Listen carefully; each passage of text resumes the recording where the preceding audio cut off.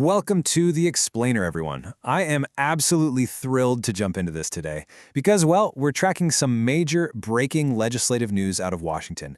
And honestly, this is something that affects literally every single one of us. The U.S. House of Representatives has just taken a massive step toward ending a century-old ritual that, let's face it, most of us have completely come to dread. Yep, we are talking about the biennial changing of our clocks. Okay, let's dive into this. Because if you're tired of changing your clocks twice a year, you are definitely not alone. I mean, whether it's losing that precious hour of sleep in the spring, or leaving work in pitch darkness in the dead of winter, this whole time-shifting ritual has become a truly universal annoyance. But suddenly, there's some real political momentum to freeze the clock once and for all. Let's look at exactly how we got here and what it's going to mean for your daily routine. Here's how we're going to break this down today. First, we'll look at the House passing the bill, then the bipartisan support and Donald Trump's backing. After that, we'll get into the pushback, specifically those dark mornings. Then we'll take a quick look at our actual history with clocks, and finally, answer the big question, will the Senate actually pass it? All right, part one. The House passes the bill. So the legislation at the very center of all this is called the Sunshine Protection Act. It's sponsored by Republican Representative Vern Buchanan of Florida, and this bill basically does exactly what the title implies. It aims to make daylight saving time permanent across the entire United States. If enacted, it means we would just stop the biennial clock adjustment entirely. We'd permanently stay on the time we currently observe from March to November. Literally no more falling back. And this brilliantly illustrates the overwhelming momentum behind this idea. The House of Representatives just passed this measure with a super decisive 308 to 117 vote. To put that into perspective, in today's highly fractured political environment, getting 308 members of the House to agree on literally anything is a massive development. It was such a big deal that when the final tally was read, one representative actually played the Beatles' Here Comes the Sun on his phone. And honestly, looking at the data, it's pretty easy to see why lawmakers are so eager to act. According to a recent AP-NRAC poll, the current system is just deeply unpopular with the American public. A mere 12% of Americans actually favor our current system of switching back and forth. Meanwhile, a solid 48% outright oppose it, and another 40% just have no opinion either way. So the mandate from the public is pretty loud and clear. Please, stop messing with the clocks. Moving right along to part two, bipartisan support and Trump. You see, this push to end the clock change has created some truly fascinating political alliances, and high-level political pressure is absolutely driving this thing forward. President Donald Trump has been a highly vocal backer of the legislation. Taking to Truth Social, he urged Congress to pass it, pointing out the wasted work and money spent on this, as he called it, ridiculous twice-yearly production. He framed it directly as a potential political win, encouraging lawmakers to simply take it. This kind of top-down support has for sure energized the bill's Republican backers. But the support isn't just about high-level politics. It's heavily driven by the everyday real-world frustrations of American families. Representative Kat Cammack humanized this perfectly during the debate. She shared this very personal anecdote about how the clock changes needlessly disrupt her infant son's sleep schedule, completely throwing off her entire family's routine. And honestly, it's a sentiment millions of parents across the country can deeply, deeply relate to. When you aggregate the arguments pushing this bill forward, they kind of fall into a few key buckets. First up, eliminating sleep disruption and the physical toll it takes on our bodies.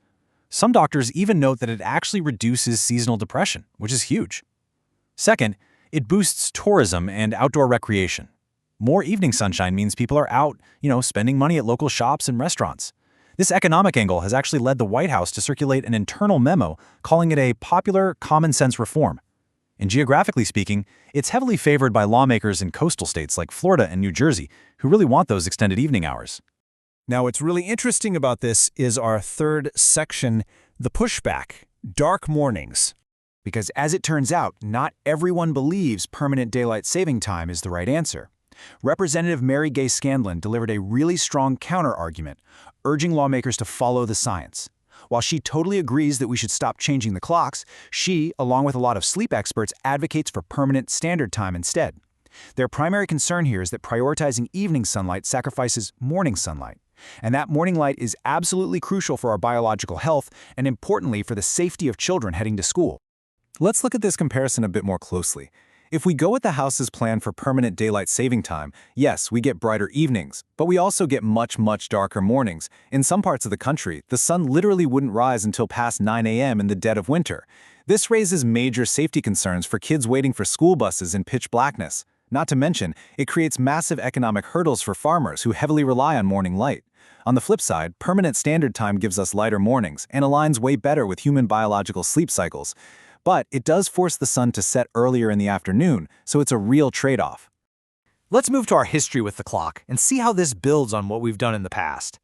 Because we have been messing with the clock for over a century now.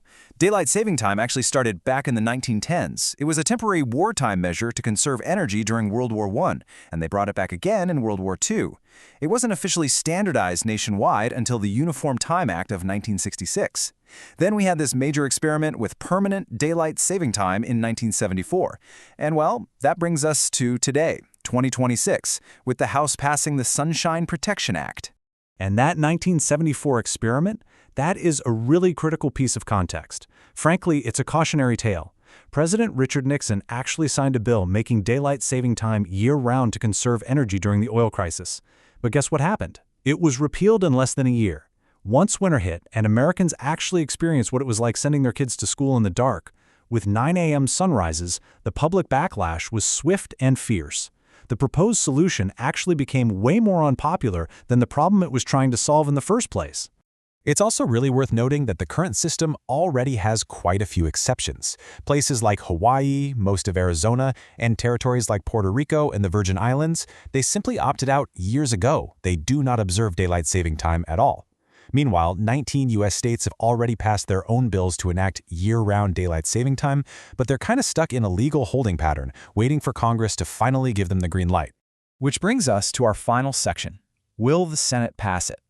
While despite the overwhelming House vote and the very public backing of Donald Trump, this bill faces a massive roadblock in the Senate. Senator Tom Cotton of Arkansas strongly opposes the measure, specifically citing those dangerous dark morning commutes for workers and children that we talked about. And he is definitely not alone. Several senators from both sides of the aisle have already opposed similar measures in committee. Even House representatives who enthusiastically voted for the bill, like Tim Burchett, are publicly expressing deep skepticism that the Senate will actually take it up. Remember, the Senate passed a similar bill back in 2022, but the House ignored it. Now the roles are entirely reversed, and the Senate seems perfectly happy to just let this die. So as we watch to see exactly what the Senate does, I really want to hear from you. Please let us know your thoughts in the comments below. If you found this structured breakdown helpful, make sure to like this explainer and share it with your friends. Subscribe to the channel so you never miss our focused deep dives into the news that actually impacts you. And hey, don't forget to turn on those captions. It makes following all these data points and quotes so much easier. So, the crucial point is this. Congress is looking at a problem that everyone wants fixed, but literally no one agrees on the actual solution. Should we freeze the clock on daylight saving time and embrace brighter evenings? Should we follow the sleep scientists and switch to standard time permanently for the sake of our mornings? Or, considering the constant political gridlock, are we just doomed to keep springing forward and falling back forever? Drop your answer in the comments, and I will see you in the next explainer.